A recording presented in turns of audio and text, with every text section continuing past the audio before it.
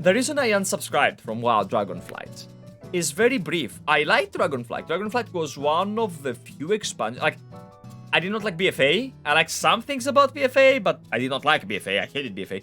I hated Shadowlands more than BFA. Legion had its ups and downs, but I'm gonna say that Dragonflight was a fun expansion to play. But I couldn't take it seriously. And how can you take it seriously when the developer team that designs it does not take it seriously? When the writers say that everything is subject to change if we wanna like retcon stuff to like for stuff to fit our agenda. And the worst part is they have an agenda. Whatever, it doesn't matter if like it is like, I don't know, like a politics or religion or whatever the fuck, like a leftist, rightist, whatever it is, okay? They have an agenda and they try to push that agenda via the game. I don't want that. I don't like that. When I play the game, I want to feel that I'm in a fictional world. I don't want to think about racism in the game. I don't want to. I want to make an escape. When I play an MMO or an RPG or a fantasy game, I want to remove myself out of the troubles of, you know, racism bad, you should not. No! Okay? And Final Fantasy XIV does a really good job. And this is like how it wins, in my opinion. This is how Final Fantasy XIV becomes the best MMO out there. It's not just that the story is good. It's not that just the music is good. It's not that just the classes get constantly better and better the more you level them up. This is not a review, by the way, okay? This is just like a confession. Final Fantasy XIV succeeds because it manages to be an escapade from reality for people. You have this positive community, because that's the 14 community. If you don't believe that, I'm sorry. Leave, okay? Like, you would do us a favor, but the 14 community that I have interacted with are positive.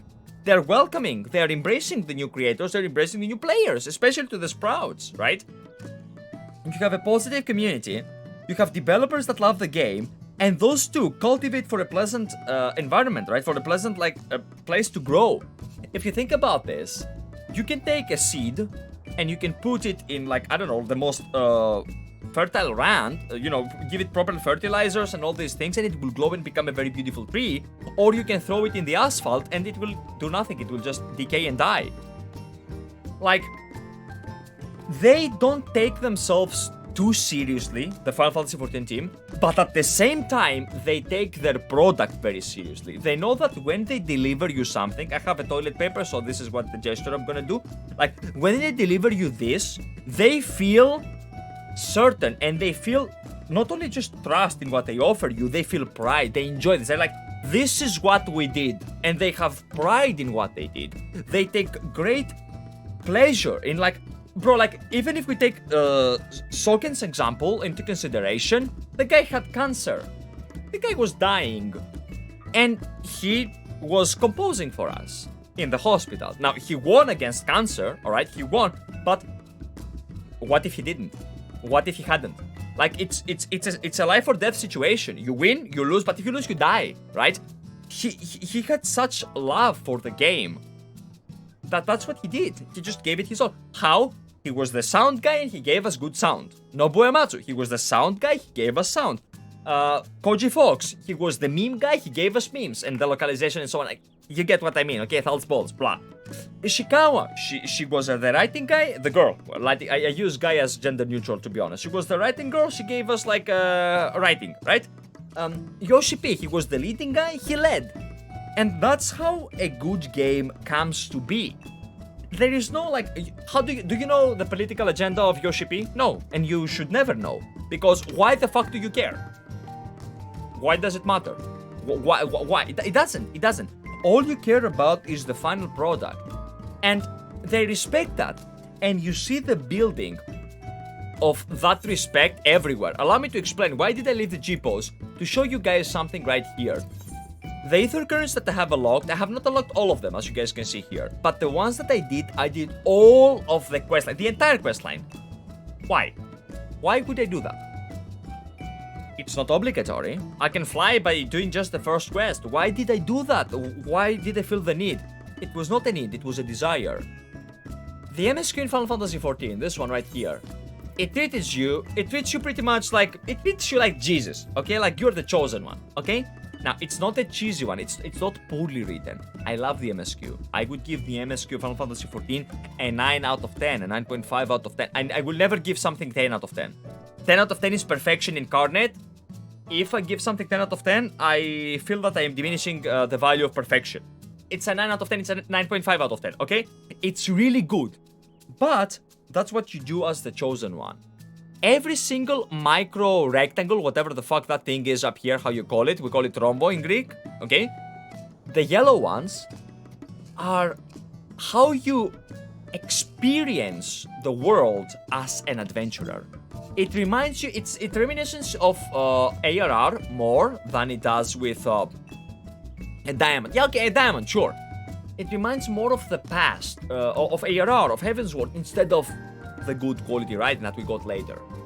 And I did that because of that, and I will finish this because of that. To me, it's not just do it, collect flying, oh yeah, we win. No.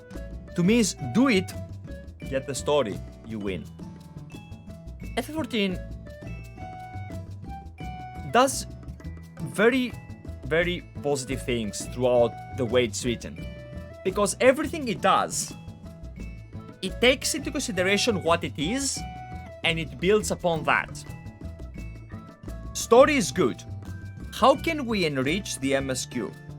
The MSQ is a it's a story by itself, right? But how can you make it feel more alive, bigger than it is? And it is actually gigantic, but you make it bigger than it is. How? By showing the player that the world that they are part of is a living, breathing world. So you go there, you experience the world, you explore the world, and now it's not that you got like extra references. No, you just know what Bobby did down the corner, you know? What Timmy does, what Laura does, you know? Now you finally have like, hey, you know what? It's not just me. And I will be damned, but in World of Warcraft, and again, I don't want to compare the, I have to compare the two games. That's how I was nurtured. That's who I am. I've been playing WoW for 15 years, right? But when was the last time that I cared about what Bobby did in World of Warcraft? Lilistraza, Dragonflight, one questline. That's it. It was not even part of the MSQ. One questline. And the second time that I cared about, which was about the Gnoll in the Iskara, like with the Tuskars, the baby Gnoll that you rescue and stuff, it was locked behind a renown story. Why? Why can't I just come right here, go to LPs, for example, and do the entire storyline? Gotta fix that toy for Baby Dragon. Exactly! It was heartwarming. It was heartwarming. I love this. That quest in World of Warcraft got tears out of me. I did it again a second time on my ult. Because I loved reading the silly letters of Lilistraza. It made me think of simpler times. It wasn't something spectacular. It doesn't have to. It doesn't have to. I'm feeling emotional right now. Why? Because it doesn't have to. They tried to make it spectacular and failed. Over and over again. FF. They started with the adventure. And slowly but surely, it began to become spectacular. But the story was based around that. It was coherent, it made sense, and you didn't have to buy 10,000 books in order to be able to get the full of it. Like, try to make sense out of World of Warcraft story. You won't. And what I want like to conclude this part, because I know that I deviated a lot from Asphodelos, is when I'm in Final Fantasy XIV, I can feel the respect of the game creators for the game. I can feel it. Even now that I'm in this fucking house, which like housing system in Final Fantasy XIV is dogshit. Come on, like dude, everything clips. It has to clip in order to be pretty, right? But besides that, you can feel the love of the developer for the game. They make the world alive, a living, breathing world, something that you want to be in, something you want to immerse yourself in, something that you want to try out, right? And it's really weird for me, because WoW was like that. Up until the point it wasn't. Wow, really scientific, right? But no, that's what happens. That's what happens.